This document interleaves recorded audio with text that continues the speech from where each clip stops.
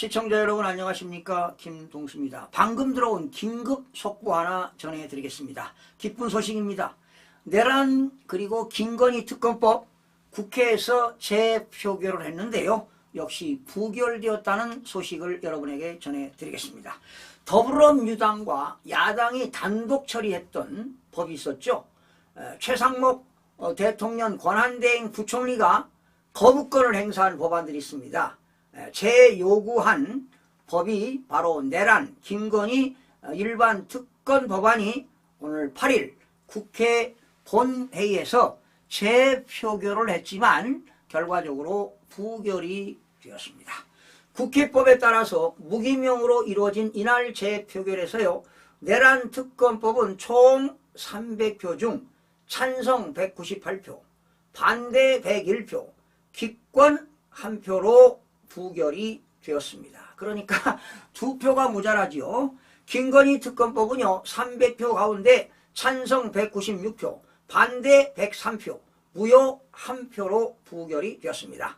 쌍특검법이 재표결에서 역시 가결이 되려면 국회의원 재적의원 3분의 2 이상 200명 이상 찬성이 필요하지 않습니까?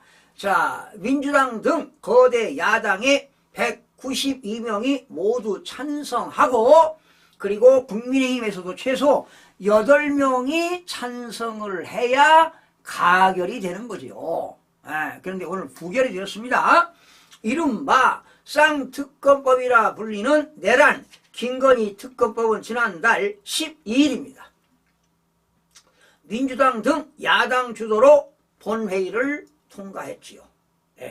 최상목 대통령 권한대행 부총리 겸 기획재정부 장관이 같은 달 31일, 12월 31일 날 거부권을 행사했거든요. 즉 제2요구권을 행사해서 다시 국회로 돌아온 것입니다. 그래서 오늘 역시 재표결을 했는데 부결이 되었습니다.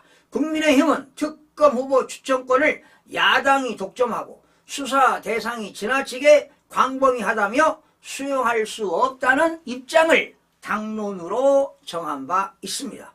민주당은요, 외환 유치죄를 포함한 더 센 특검법 발의를 예고하고 있습니다. 여러분, 이거야말로 거대 야당의 입법 폭주 아니겠습니까? 입법 구태타 아니겠습니까?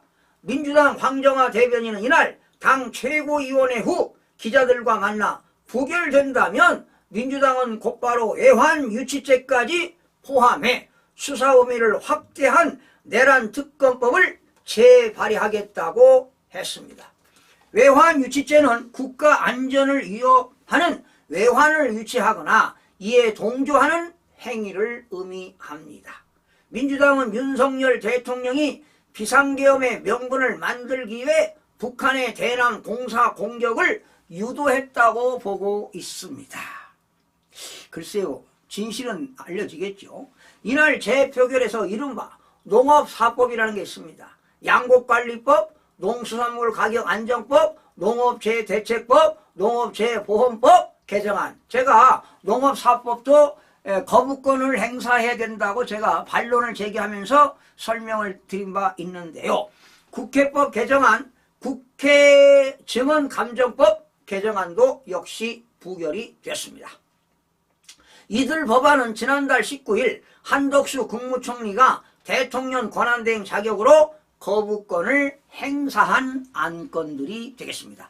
여러분, 국회에서요, 법안이 통과되게 되면은 대통령이 15일 이내에 공포하도록 되어 있습니다. 그런데 역시 15일 이내에 그 법안의 법률안에 문제가 있다면 제2요구권, 즉 거부권을 행사할 수도 있습니다. 이렇게 거부권을 행사하게 되면요, 재적의원 300명 중에서 200명 이상이 찬성을 해야 가결이 되는 것이지요. 그래서 오늘은 내란 김건희 특검법 그리고 농업사법이 국회에서 국회법, 또 뭡니까, 국회 증언에 대한 감정법, 이런 것들이 모두 부결되었다는 소식을 전해드렸습니다. 시청해주신 여러분 고맙습니다.